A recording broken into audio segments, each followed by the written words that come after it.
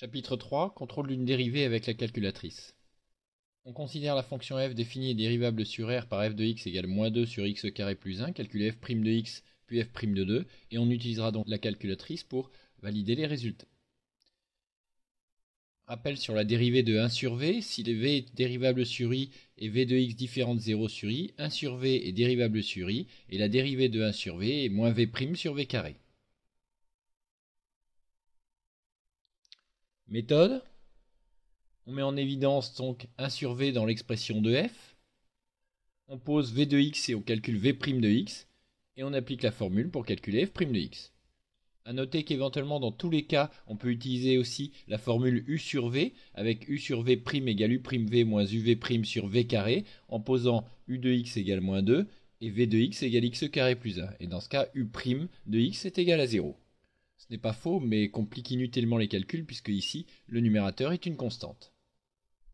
On fait apparaître donc la fonction v. F de x peut s'écrire -2 fois 1 sur x carré plus 1. On posera donc v de x égale x carré plus 1. La dérivée de x carré, 2x, dérivée d'une constante, 0. Il reste ensuite à appliquer la formule, donc -2 multiplié par la dérivée de 1 sur v moins v' sur v carré. Il suffit ensuite de remplacer et de terminer le calcul. Pour calculer f' de 2, il suffit de remplacer x par 2, donc 4 fois 2 sur 2 au carré plus 1 au carré. Et on obtient 8 sur 25, c'est-à-dire 0,32. On peut donc avec la calculatrice contrôler que le calcul de f' de x est correct et aussi calculer f' de 2. On va donc utiliser le menu table. Dans y1, saisir l'expression de f.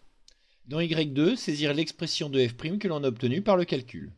L'expression de f, donc moins 2 divisé par, entre parenthèses, attention, x carré plus 1. On valide. Dans y2, donc l'expression de f', donc le numérateur, entre parenthèses, 4x divisé par x carré plus 1 au carré. On valide. On va éventuellement ajuster dans 7 les paramètres du tableau de valeurs. Par exemple, on peut aller ici de -10 jusque 10 avec comme pas 1, ça sera suffisant. Ensuite, il faut vérifier que l'option dérivative est activée, c'est-à-dire Shift Setup. On met l'option dérivative sur On. Et puis ensuite, on affiche le tableau de valeurs. On a ainsi dans la première colonne les valeurs de x, dans la deuxième colonne les images de x par f, autrement dit f de x, y'1, les valeurs de la dérivée pour la fonction saisie en y1, et puis en y2 on a saisi f' de x, et donc ici on a les valeurs de f' de x. Autrement dit, y'1 et y2 doivent être identiques. Ce qui est le cas ici.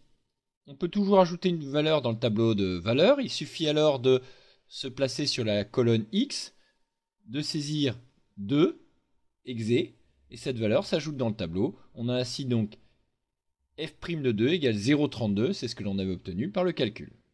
Alors pensez toujours à faire cette vérification après avoir calculé une dérivée, ça prend quelques secondes. Cela permet éventuellement de détecter une erreur de calcul, notamment avec les signes moins, ou une erreur d'utilisation de la formule, ou de calcul sur la dérivée de v par exemple. En général, on arrive à retrouver assez facilement son erreur, il suffit de savoir qu'elle existe.